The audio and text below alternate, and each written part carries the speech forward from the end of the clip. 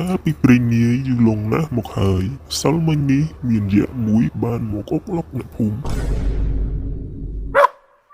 យ៉ាធំណាស់យ៉ាអាចឆ្កែនេះវាមិនឆ្កល់យក្សបានស៊ីមួយជើងទៅឯង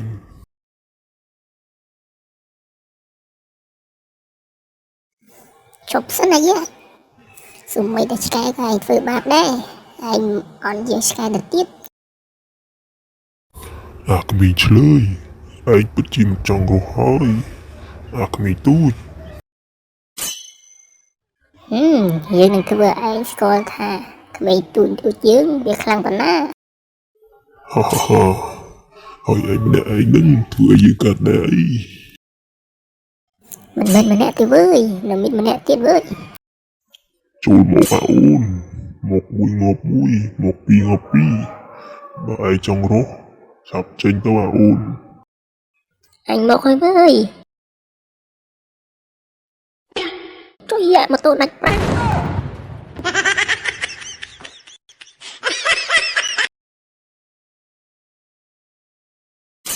អត់អីណៃ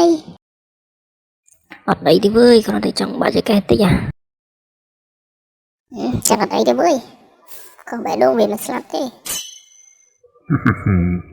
អាកូនពីរនាក់នេះវាពិតជាមិនស្គាល់ថ្នាំខ្លាំងមែននេះនឹងធ្វើឲ្យឯងស្គាល់ថ្នាំខ្លាំងដងមើលវើយជប់សិនចាំមួយផ្លែតសុំពេល10នាទីសិនដើម្បីរៀបចំអាវុធឲ្យឯងស្គាល់ពីអាវុធយើងម្ដងឯងនឹងសុំខ្លាចយើងជាមិនខានទេ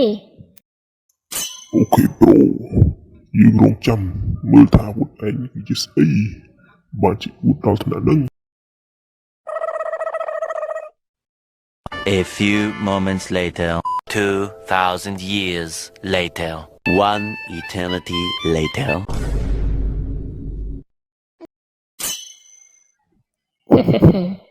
តែប៉ុណ្ណេះអាយ៉ាឯងបើមិនងាប់ក៏ពិការដែរវើយ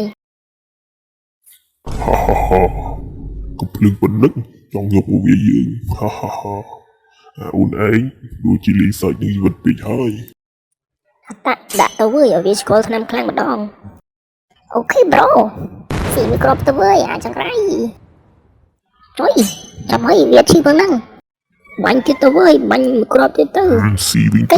កិច្ចម៉ែជួយផងម៉ែសូមជួយចុច Subscribe ដើម្បីឲ្យពួកយើងមានកម្លាំងចិត្តក្នុងការធ្វើវីដេអូបន្តសូមអរគុណ